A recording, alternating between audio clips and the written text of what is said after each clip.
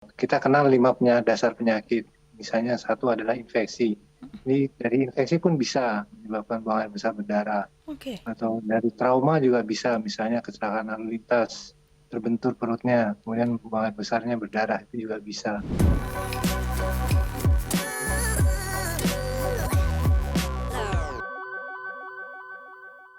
Boleh dijelaskan terlebih dahulu ke sahabat Sonora, BAB yang sehat ini seperti apa sih, dokter? Iya, selamat sore Mbak Sesa, terima kasih kesempatannya. Selamat sore Dr. Adika. Mohon maaf saya terlambat karena baru selesaikan operasi yang agak Mhm, prolong dari jam 1 tadi baru mhm. selesai. Anyway, saya akan mulai dengan buang air besar yang normal dulu, Ya. sebelum tahu yang patologis. Jadi buang air besar yang normal adalah frekuensi. Frekuensi itu biasanya sehari sekali pada wanita, bisanya kadang-kadang tidak sehari sekali, tapi bisa 1 minggu 2-3 kali. Ini Oke. lebih jarang frekuensinya. Kenapa? Karena usus wanita biasanya lebih panjang daripada yang pria. Kemudian buang air besar itu konsistensinya padat, tidak encer, warnanya kuning, kecoklatan, jadi tidak berwarna dempul atau berwarna kemerahan. Kalau ada seperti dempul, pucat, itu berarti ada yang nggak betul, ada yang patologis. Mhm. Harus dicari kembali apa itu akar masalahnya. Demikian juga kalau buang air besar warnanya merah atau kehitaman seperti oli, itu pun juga ada masalahnya. Kita akan bahas satu persatu setelah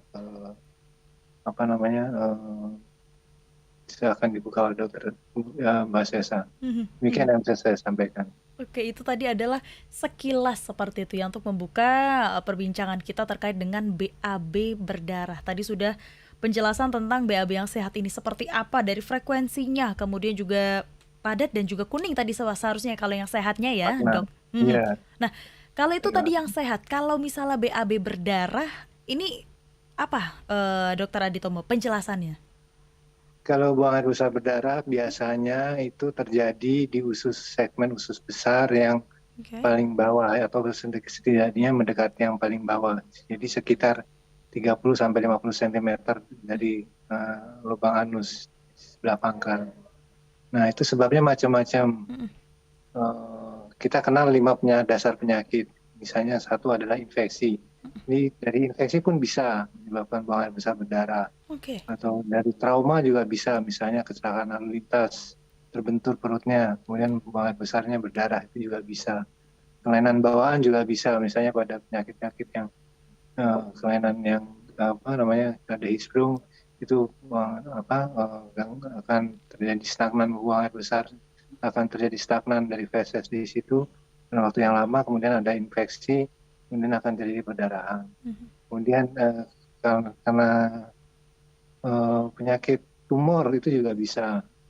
Jadi ada daging yang tumbuh di situ, tumornya makin besar, daging tersebut tumbuh sehingga mengakibatkan ujung dari daging yang tumbuh itu tidak bisa disuplai lagi oleh makanan dari Mhm. usus, sehingga akibatnya jadi pecah pembuluh darah, akhirnya terjadi perdarahan. Kemudian terjadi kelainan karena kelainan bawaan atau memang kelemahan dari awal, jadi dinding pembuluh darahnya dengan lemah, itu Mhm. juga bisa, misalnya pada kasus-kasus yang kita kenal dengan hemoroid, mungkin sudah tidak asing lagi itu hemoroid. Tapi kebanyakan kita atau pasien suka menganalogikan bahwa buang air besar berdarah adalah sudah pasti hemoroid, padahal bukan selalu seperti itu. Mhm. Masih banyak yang lain yang saya sudah sebutkan tadi. Mhm. Ya. Oke, baik. Itu tadi penyebab dan juga sedikit definisi ya, bagaimana mengetahui BAB berdarah ini sebenarnya apa.